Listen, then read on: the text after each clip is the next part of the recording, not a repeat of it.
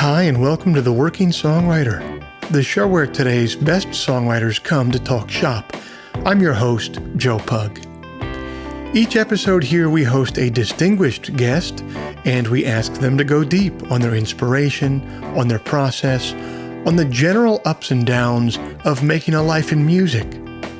So, whether you're a grizzled veteran trying to sell your custom Fender Telecaster on Reverb, or else a scrappy upstart trying to sell your made-in-China Squire Bullet, this is your show, because ultimately it is what every writer seeks most, an ironclad excuse to put off actually writing.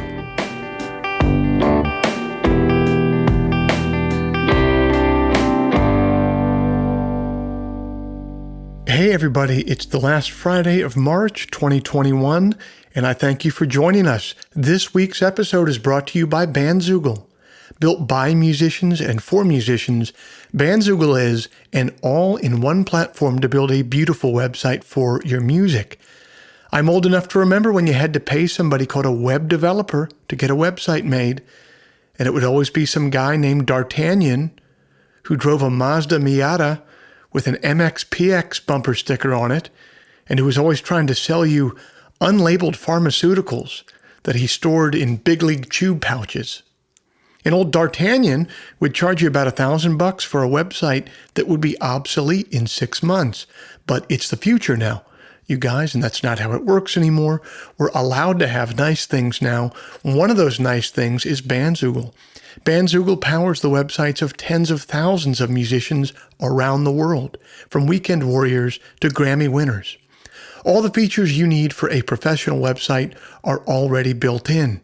Hosting and a custom domain name, dozens of fully customizable design templates, tools to sell your music and merch commission-free. Listeners to the Working Songwriter podcast can go to bandzoogle.com to try it for free for 30 days. Just use the promo code TWS, the initials of our program TWS, to get 15% off the first year of any subscription. If you'd like to hear some of my music live in the coming weeks, every Sunday night at 9 p.m. Eastern, I'm over on YouTube for Sunday Songs. That's a live stream. I'm live. Every single Sunday night, I'm playing tunes, I'm taking questions in the live chat, I'm taking requests in the live chat. It's a really fun, really interactive experience. I think that we're building something of a little community over there on Sunday nights, including many people who are listeners of this podcast. So come on over and be a part of it. Every Sunday night, 9 p.m. Eastern on YouTube. Head on over to YouTube and search for Joe Pug, or go to joepugmusic.com and click on the live stream tab. Finally, if you enjoy this podcast, if you'd like to help it remain a viable endeavor for me, here's a couple things that you could do to help. First, you could become a supporter of the show over at Patreon. Patreon is a platform that allows you to directly support creative endeavors that you find meaningful. You just head to their site, Patreon. You search for The Working Songwriter or search for my name, and then you sign up to kick in a few bucks every month for the show. Think of it as a voluntary subscription, a subscription that you don't have to pay, but that you choose to pay because you dig the show and you won't miss a few bucks at the end of the month. If just 1% of our listenership would kick in the price of a cup of coffee every month, it would make a huge difference. So thanks to everybody who's already done that. And if you're not in a place to do that, you could still help us out. There's still a few ways that you could help us out completely for free. First, you could leave us a rating in the iTunes store. Or second, you could simply tell a friend about the show, spread the word. The simple math on those two things is that they will help me much more than they will be a pain in the ass for you. Okay, I'll end all the harassment there. It was a pleasure to talk to Parker this month, and I hope you enjoy our conversation.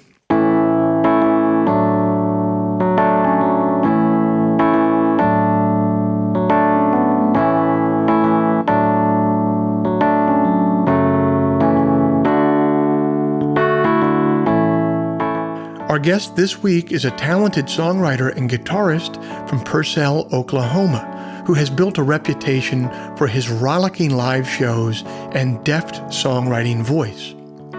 Parker Millsap got his start playing music in his family's Pentecostal church before going pro and taking his show on the road. He's toured with Old Crow Medicine Show, Sarah Jarosz, Patty Griffin, Jason Isbell, and many others. He's appeared on Conan and Austin City Limits on PBS. He records for his own label, Oklahoma Records, which is managed and distributed by 30 Tigers out of Nashville. In 2014, the Americana Music Association nominated him as an Emerging Artist of the Year. And in 2016, they nominated his album, The Very Last Day, for Album of the Year. Rolling Stone has dubbed him a fire and brimstone folkie. Not to be outdone, The Guardian has called him a new Americana hero. And after catching one of Parker's concerts, none other than Elton John said that his faith in music had been restored. Parker and I caught up on the phone a few weeks ago, and I got to hear about his journey so far.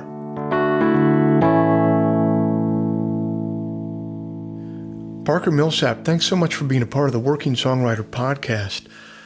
You grew up with music around you. If I'm correct, you grew up with music around you in the church. Is that right?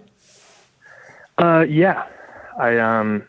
That was like most of my experience with, especially with live music for the first many years of my life. And a lot of, like my first, probably 200 plus gigs, if you want to call it that, were playing at church. I didn't get paid, but I was, twice on Sundays and on Wednesdays, playing in the church band. So yeah, that's where I got a lot of my, training, I guess.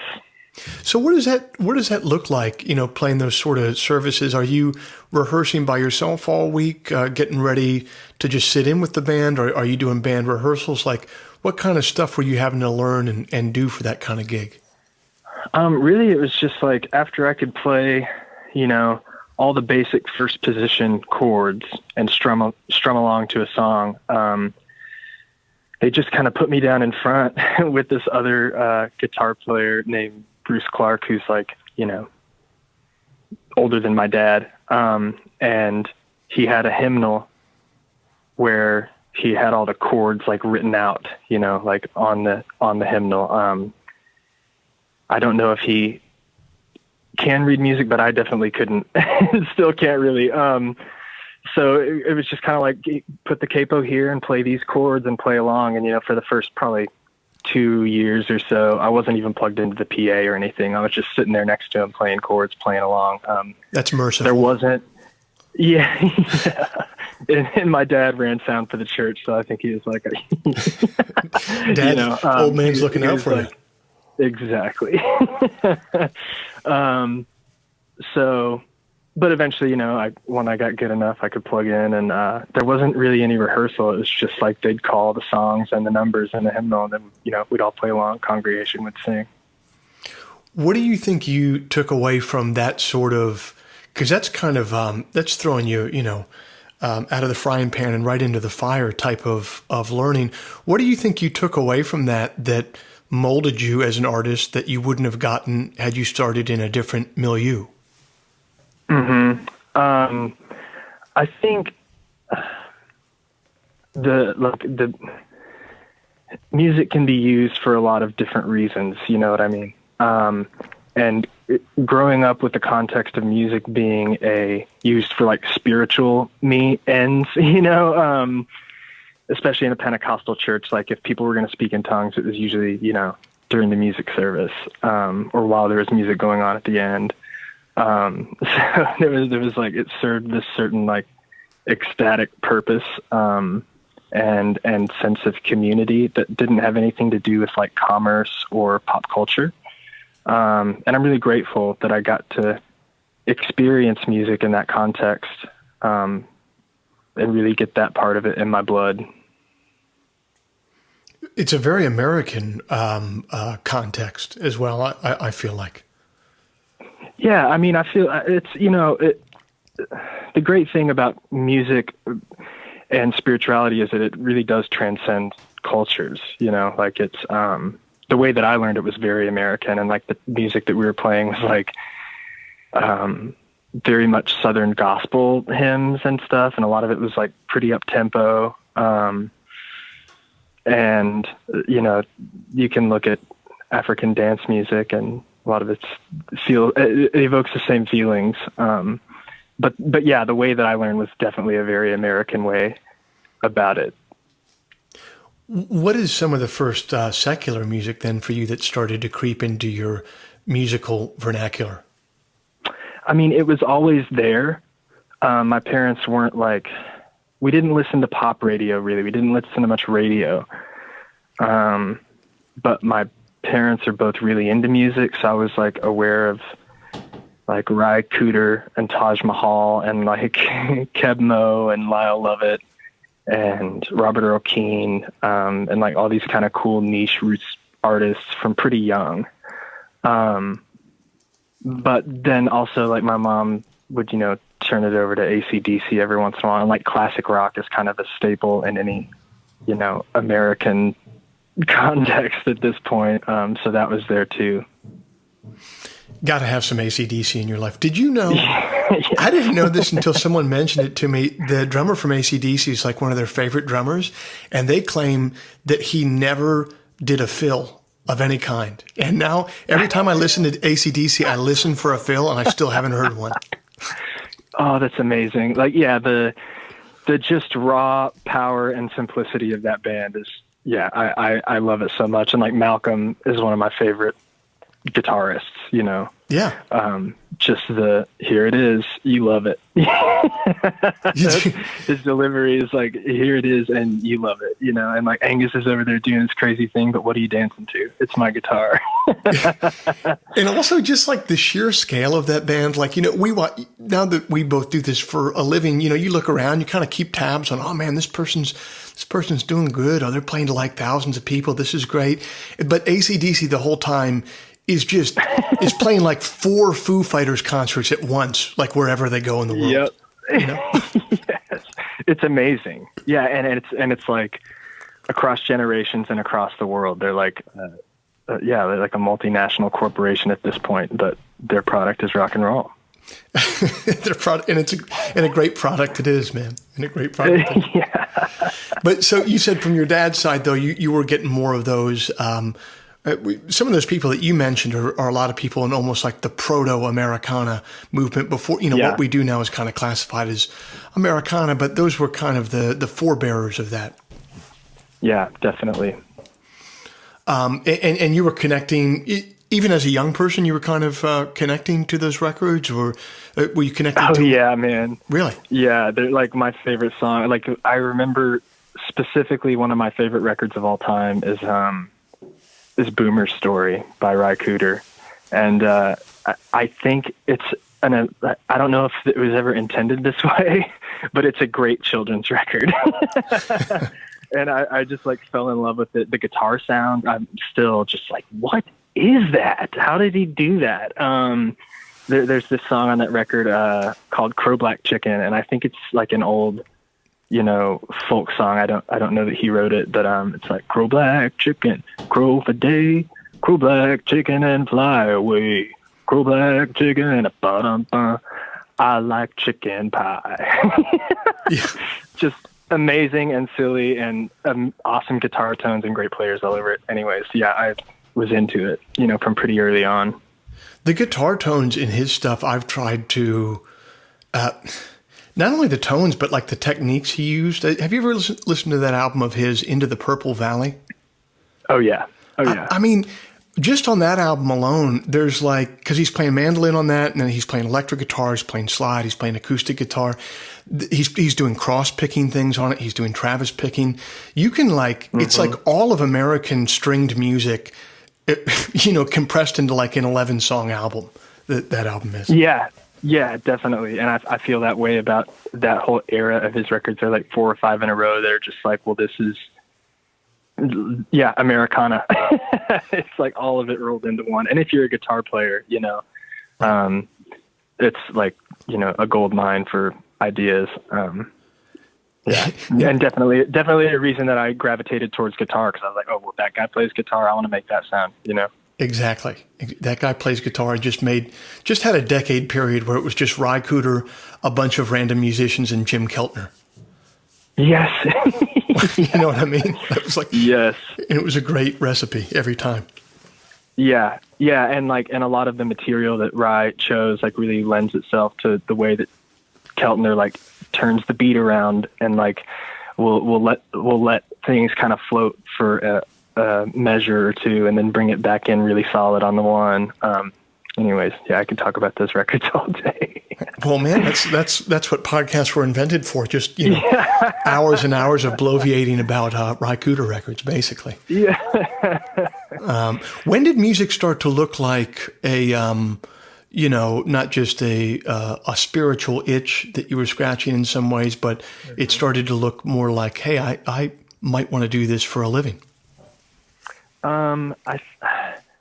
A few things happened around the same time. I was taking guitar lessons from this guy named Travis Linville, who runs around the same circles. You may have met him. He also plays with Hayes Carl sometimes. Yeah, I know Travis. Great songwriter. Mm-hmm. So I was taking lessons from him when I was like 14, and I did like 3 or 4 months of lessons, and he was like, hey man, we got to stop lessons because I'm making a record and then I'm also going on tour playing guitar in somebody's band. And just because of the context that I knew music in at that time, it never like clicked that like people around me or people who weren't like famous, you know what I mean, could like make music for a living. Yep. And I was just like, oh, and around the same time I was like putting together, like a band in junior high and stuff. And we got it like a back to school kind of gig, that I think paid like $120 or something for, sure. four dudes.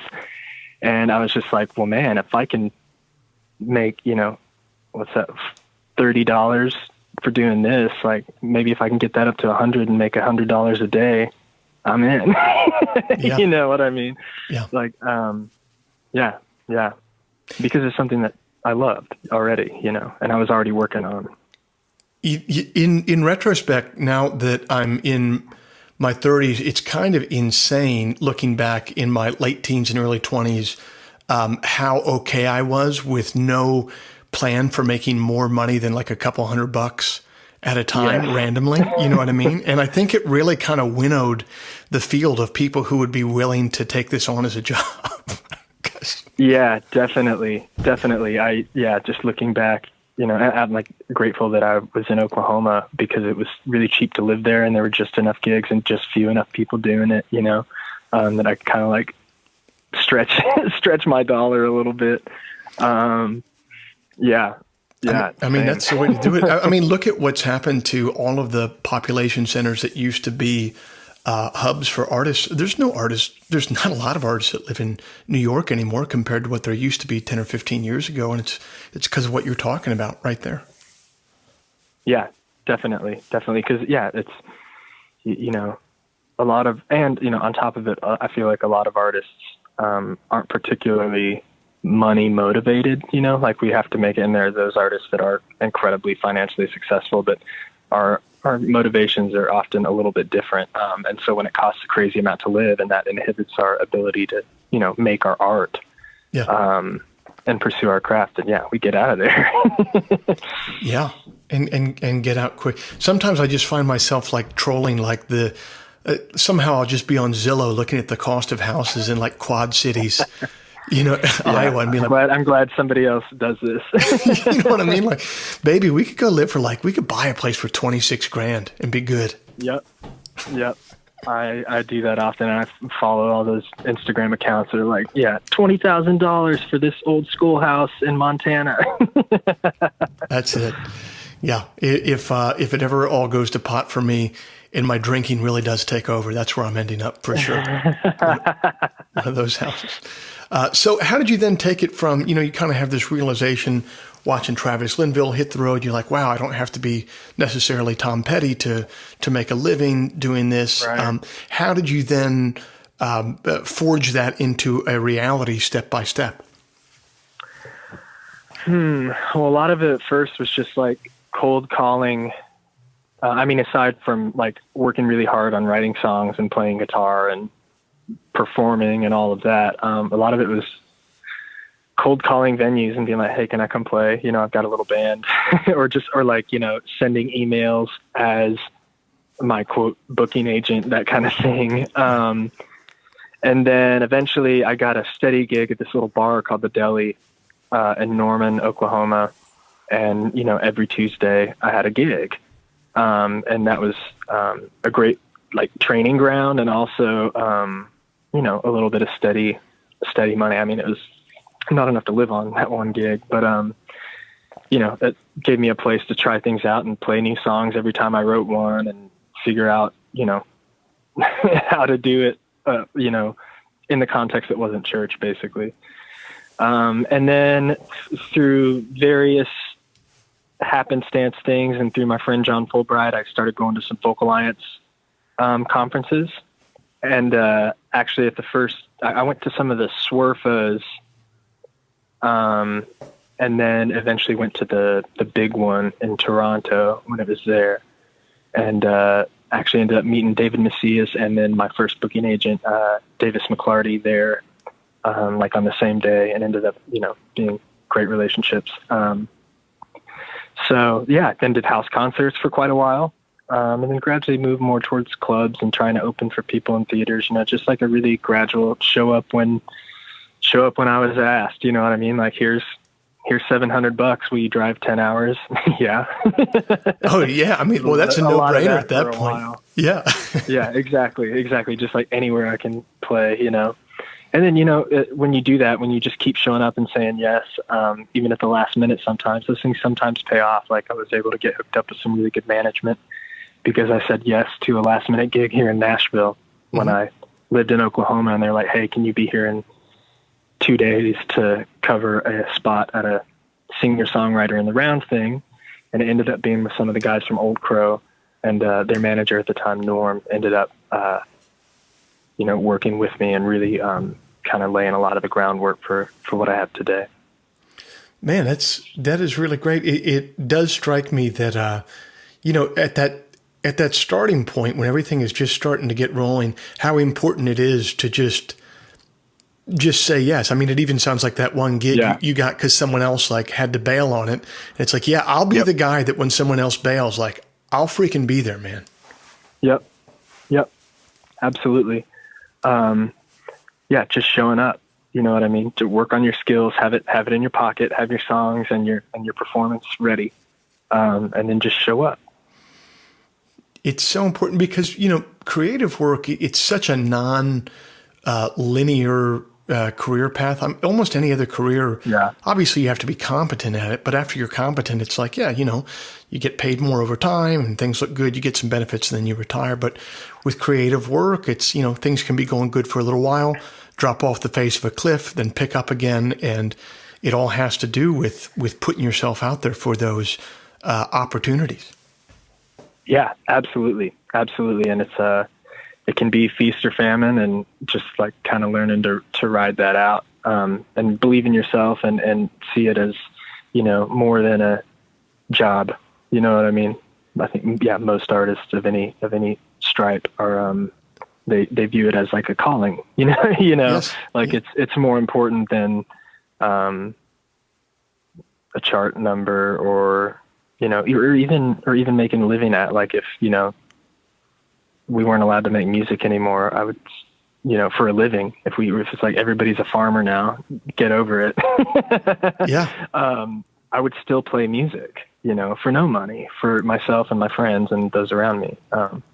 Yeah. No, I feel the exact same way. Since I've had kids, every year I kind of like reevaluate, like, all right, is this still worth it to do it? Because I got to be out of town to do this job. And, you know, and it's interesting because I spent my early adulthood really doing this and going for it. I'm really at a place of peace with it, because I'm like, well, if I ever had to stop doing it professionally, I could still make records. If I have a freaking MacBook and an acoustic guitar and a condenser mic, I can still make records. Yep. You know what I mean? Yep, absolutely.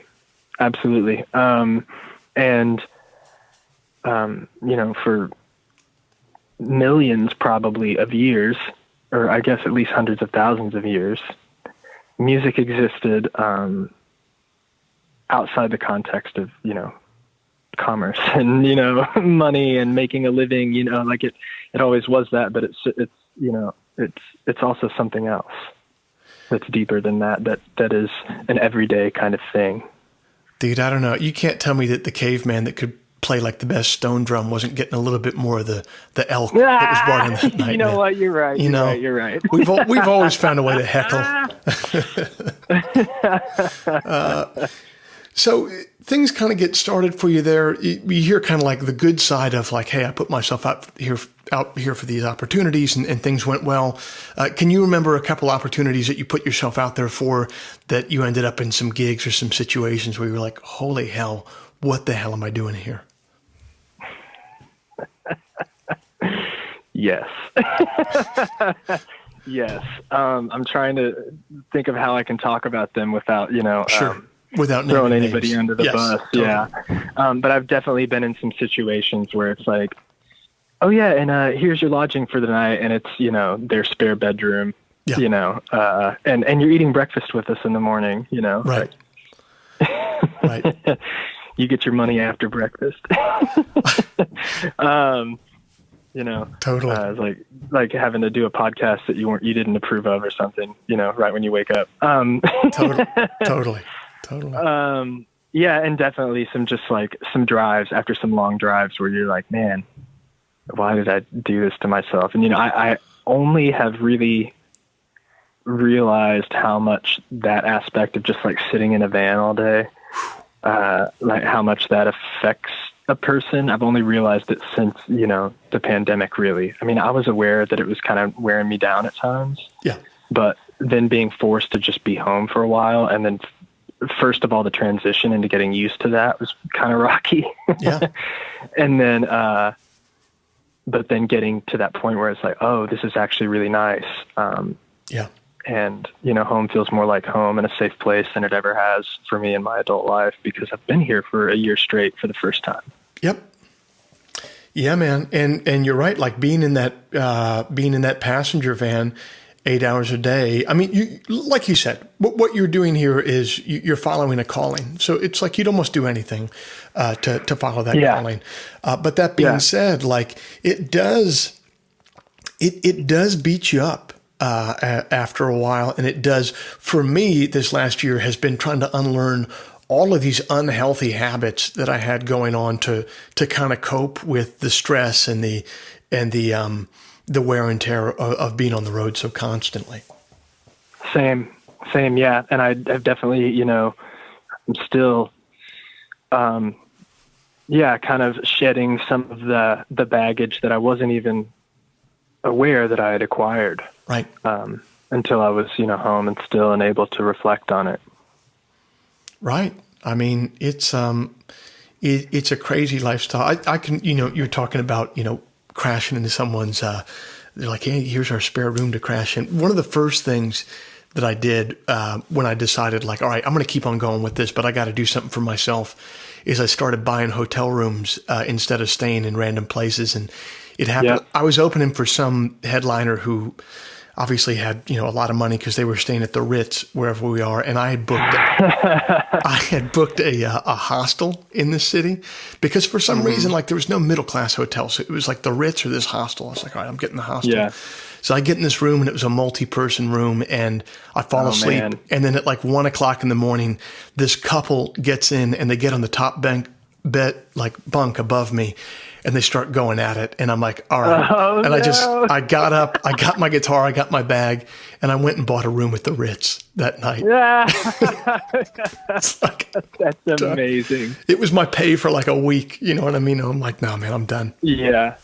Yeah. And that's a big step too, when you're coming up in like the world that, you know, we've come up in, just deciding like, you know what, I deserve a hotel room. Yep. And, you know, like that is a big step, and it's an investment, but in the long run, it's an investment in your own sanity, you know, or just being able to continue to do it. It's like, I stopped bunking up with band members a couple of years ago. 'Cause I'm like, all right, well, I'll save a couple $100 a night by, you know, crashing on the couch, you know, while the band members sleep in beds. But, that means I'm just going to quit doing this in 5 years. So why don't I just buy a room for myself and continue on, you know? Yeah, yeah, definitely. Or what I've often done is like most nights we all bunk up and we try to like rotate who gets the couch.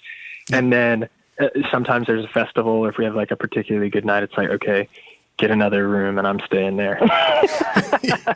Or even, I think our it's been so long since I've done the tour thing, but I think for the longest time, our situation was like, we had 5 dudes, so it was like 2 and 2 and 1, and right. Some like the person who got their own room rotated. So every 5 days you'd get it to yourself. or it would be based on like, you look at your bass player and they'd look like they were about to just go like murder a room of puppies. And you're like, you know what, dude, you got the solo room tonight, actually, man. Yeah, definitely. Absolutely.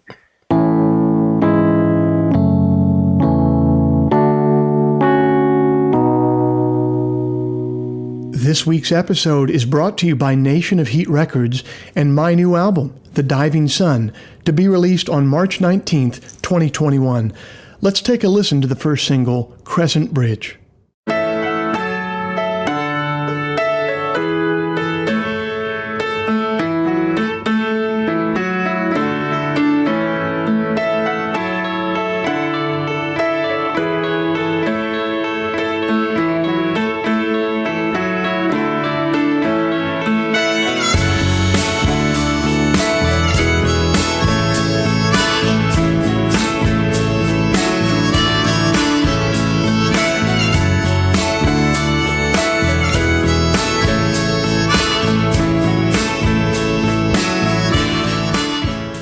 What began as a search for songs for a B-sides album morphed into an obsessive remix and morphed again into a proper album process. This new album features songs from sessions from my album Windfall and from The Flooding Color, and also a handful of songs written and recorded during the COVID quarantine. The result is an album that's unlike any other I've ever produced, but which also stands shoulder to shoulder with any album I've ever released. And a feeling that you can't admit. It drives a dark car, no heart, rebel with a gold card. I'm here waiting on the Crescent Bridge, and she's a true bride, bright side, parliaments and brown eyes. I'm here waiting on the Crescent Bridge. That's entitled Crescent Bridge from the forthcoming album, The Diving Sun. Go to joepugmusic.com to hear it in its entirety.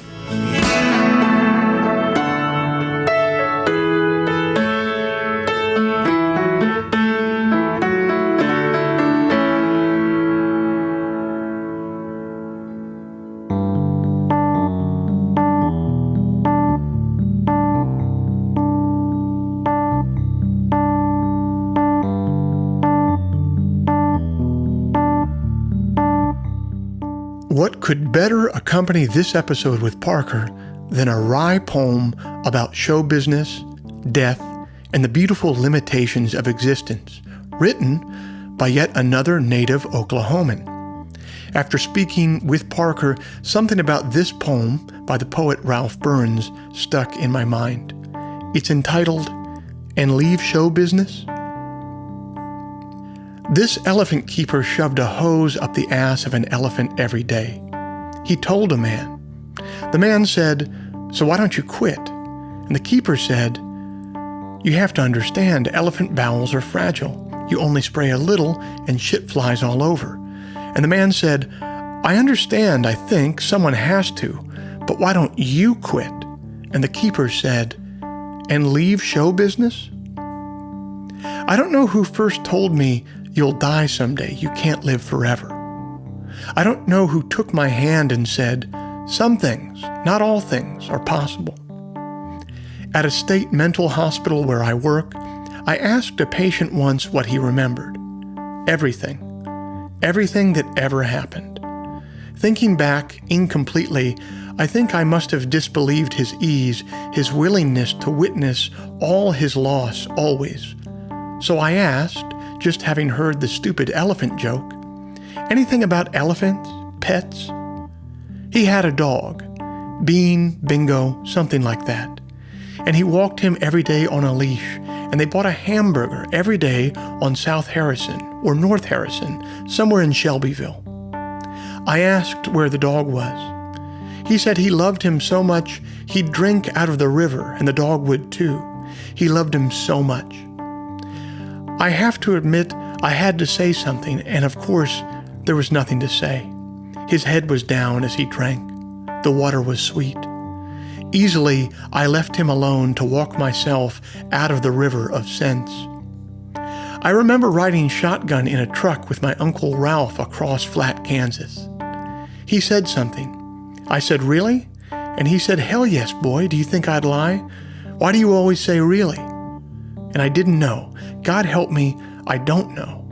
He was my uncle. He wouldn't lie. Truth is, I hadn't been listening, but watching the long rows pass my window. I was busy being elephant keeper and elephant, the hose inside, the dog that drank with a man, and the river where everything is equal, is possible, where I knew I'd die someday and live without sight or sound or touch, possibly forever.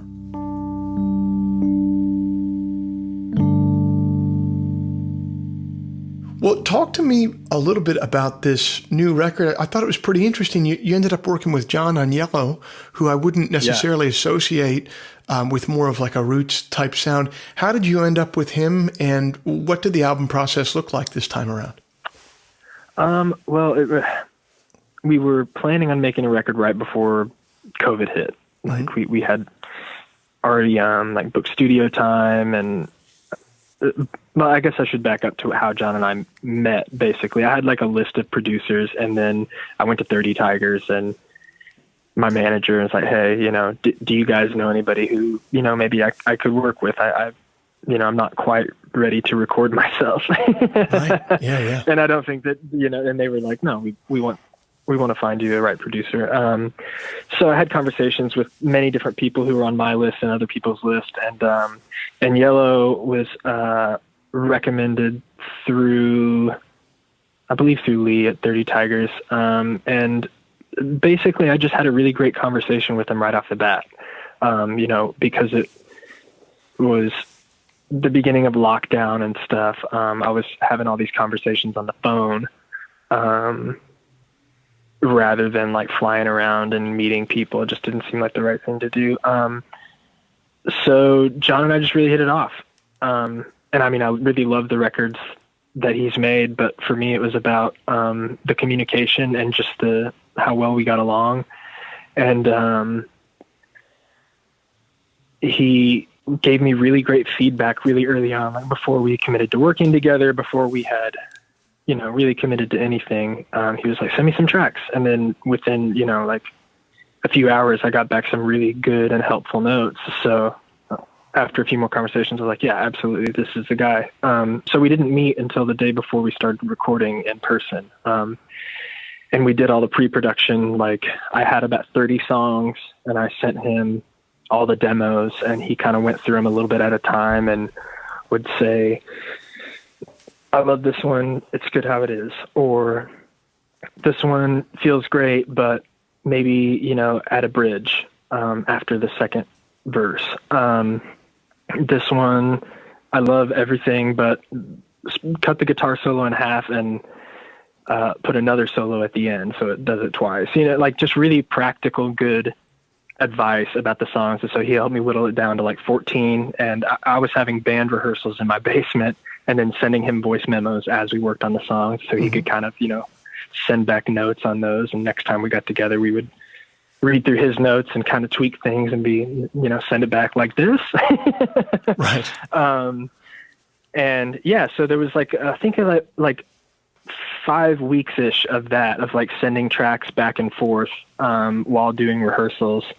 And then, even one song, he was like, "Hey man, this song's really cool, but can you do it more like a U2 song?" Right. And I was like, I could try. And I tried, and I couldn't do it. Like I got out my delay pedals and shit, and, right. I can't do that. I can't play like that. So I was like, "Hey, I'm going to try it like a Lou Reed song instead." And, it worked. And because of that, like it led to like a lot of lyric changes and like writing 3 extra verses. And I think that's the first time I've had an experience like that where a producer made a suggestion that ended up turning into like a completely different direction. Wow. So was this the first time that you'd worked with a producer who kind of got under the hood on song-wise?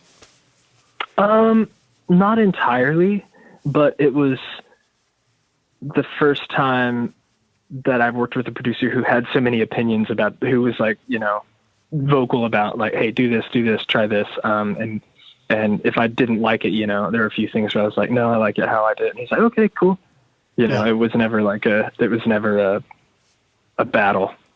It was never a Phil Spector gun to the head scenario. No, not at all. It was like the opposite. Like Agnello is a treasure, and I think he really enjoyed working on the record and getting to work on something that maybe wasn't so like rock. You know what I mean? Mm-hmm. And like my favorite story from the recording is we were doing a take of a song, and he uses lots of like guitar pedals and stuff in his recording chain, and a lot of them are out like next to the microphones. And so we like finished the take, and he comes sprinting out as soon as it takes over of the control room and does like a knee slide into the pedal pile and like does a bunch of tweaks, and then runs back in and is like, okay, go. You know, he was like, he wanted to make a sound adjustment. He had to go out in the room, but he wanted to keep the momentum of the good take. You know what I mean? Into the next take. So he like ran out really fast and did this like dramatic slide. You know, everybody laughed. It was just like a really cool, like, oh, this is the kind of thing that a producer does that's not turning knobs or saying, make this a structural change to your song. You know, he's like really keeping the momentum and the lightness of the session moving forward. Yeah. Producer as the man, when producers cheerleader. Yes, exactly. Exactly. It takes a really special person for that job because they have to be the best person in the room at so many different disciplines. You know what I mean? Mm-hmm. I mean, just like engineering wise, maybe not the best person in the room, but they need to be like really well versed in songwriting, in engineering, in emotional intelligence with the artists that they're working with.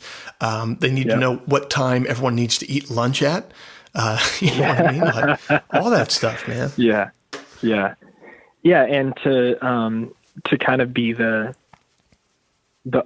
on the clock group counselor, you know, with an end goal in sight of like, let's make a really good record. You know, right. Like keeping everybody, you know, moving that direction and happy about it.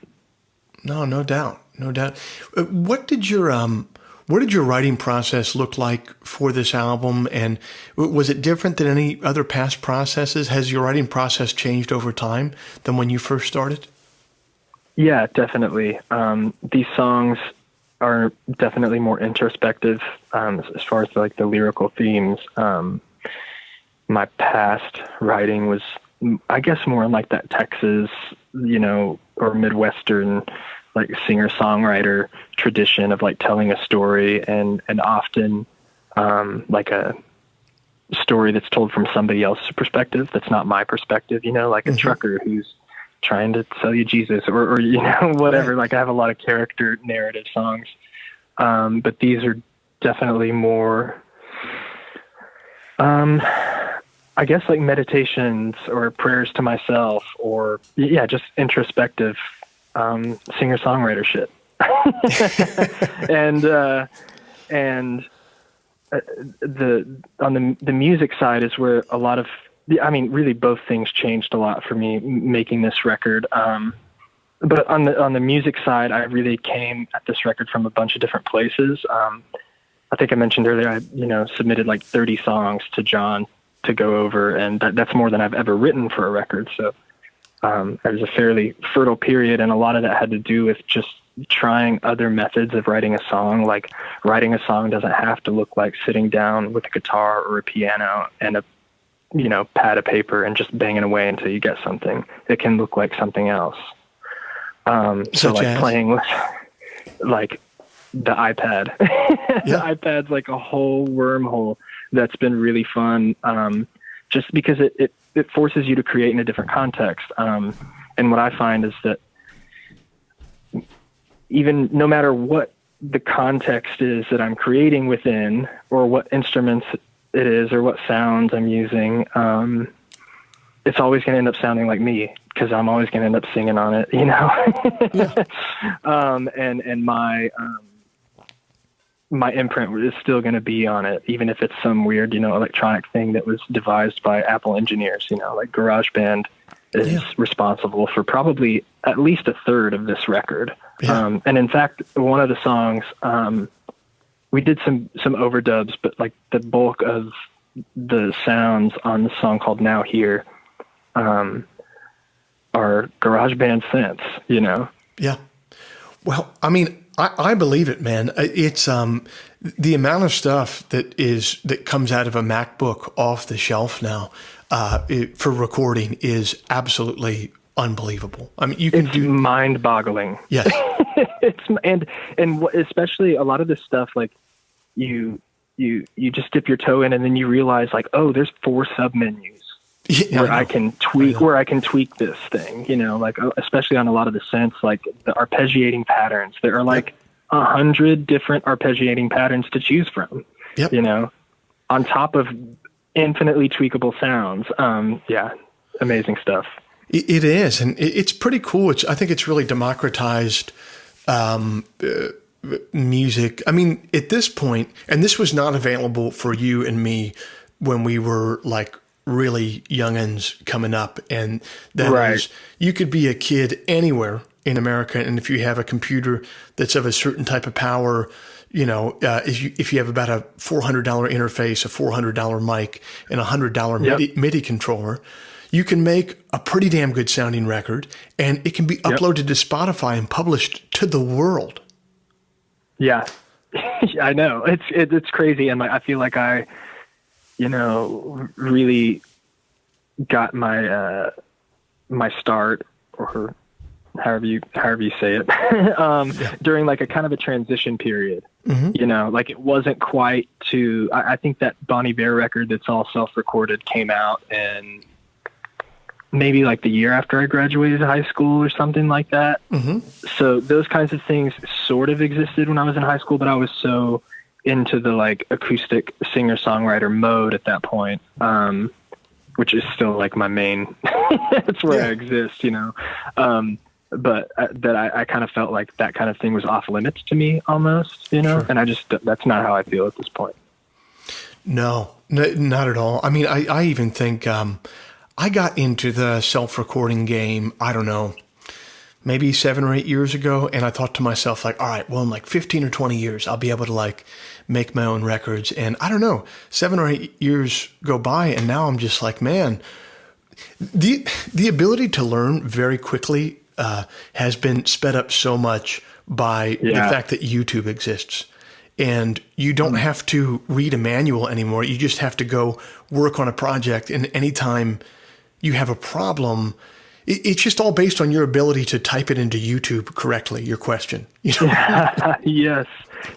Search engine literacy has a lot to do with it does. with making music nowadays.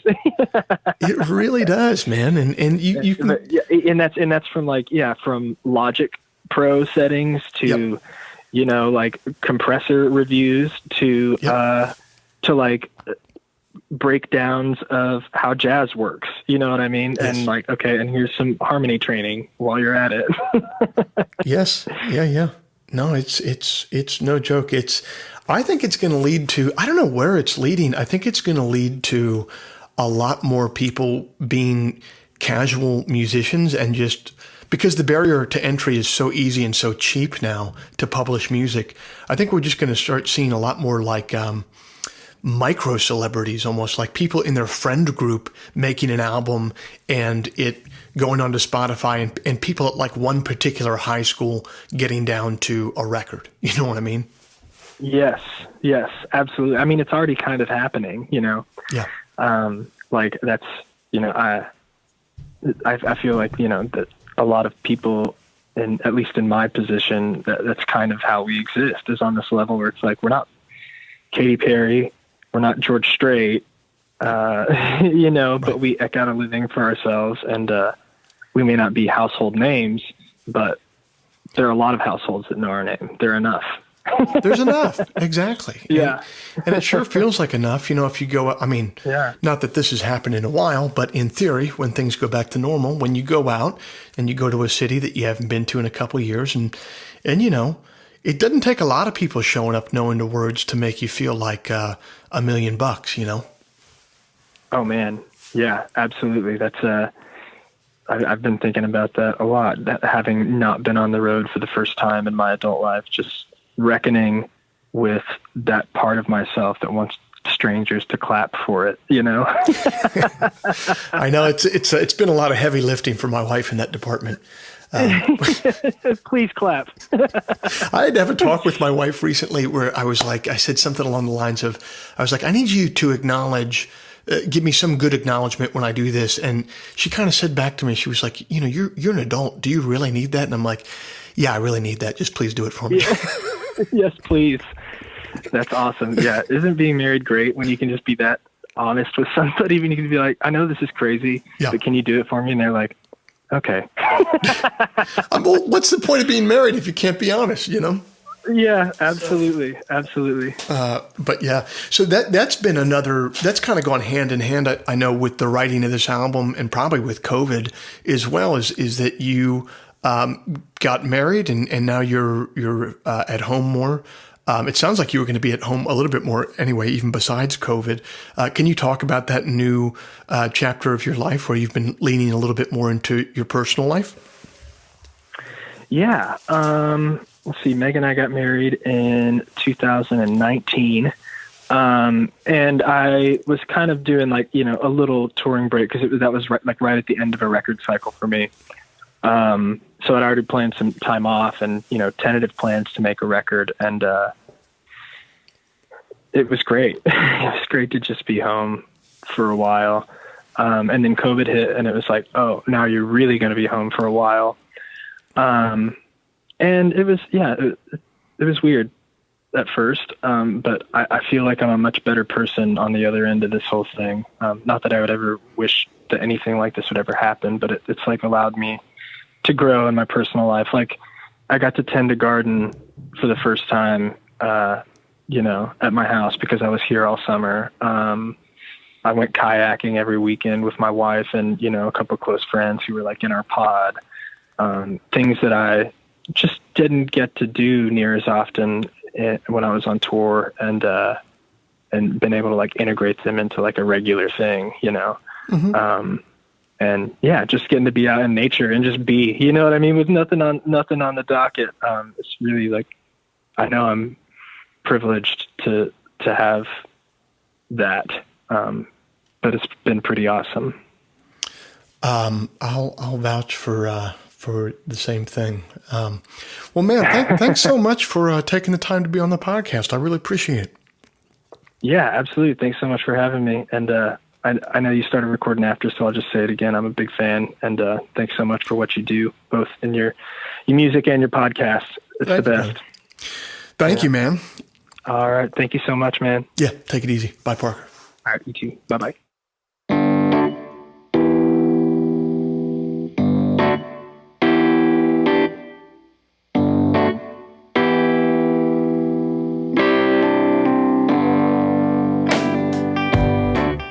This week's show is brought to you by Bandzoogle. Built by musicians and for musicians, Bandzoogle is an all-in-one platform to build a beautiful website for your music. Use promo code TWS, the initials of our podcast, TWS, to get 15% off the first year of any subscription. Parker Millsap's latest album is entitled Be Here Instead, available everywhere music is sold or streamed. If before we meet again you sit down to write, please remember, an expensive drug habit is not a song, a compelling Instagram account is not a song, and most importantly, reverb is not a song. So let all that take care of itself, and for you, just keep your eye on the song.